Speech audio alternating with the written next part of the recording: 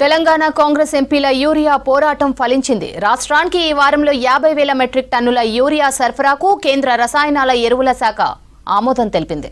కర్ణాటక నుంచి 10,800 మెట్రిక్ టన్నుల urea shipment ప్రారంభమైంది. ఈ వారంలో మరో 3 షిప్మెంట్ల ద్వారా యూరియా సరఫరాకు కోరమాండల్ ఇంటర్నేషనల్ లిమిటెడ్ కు ఆదేశాలు జారీ అయ్యాయి. యూరియా కొరతపై పార్లమెంట్ ఆవరణలో ఆందోళన చేసి రైతాంగం యూరియా కష్టాలపై దేశానికి తెలిసేలా చేసిన రాష్ట్ర కాంగ్రెస్ ఎంపీలకు మంత్రి తుమ్మల నాగేశ్వరరావు అభినందనలు తెలిపారు.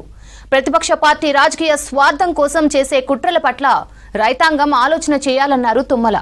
తెలంగాణకు కేటాయించిన యూరియా సకాలంలో సరఫరా చేయకుండా కేంద్ర ప్రభుత్వం వివక్ష కారణంగానే ఇప్పటి వరకు రైతులను ఇబ్బందులు పెట్టిందన్నారు. తెలంగాణ రైతాంగం శ్రేయస్సు కోసం సీఎం రేవంత్ రెడ్డి నాయకత్వంలో రైతాంగానికి ప్రభుత్వం అండగా ఉంటుందన్నారు మంత్రి తుమ్మల నాగేశ్వరరావు.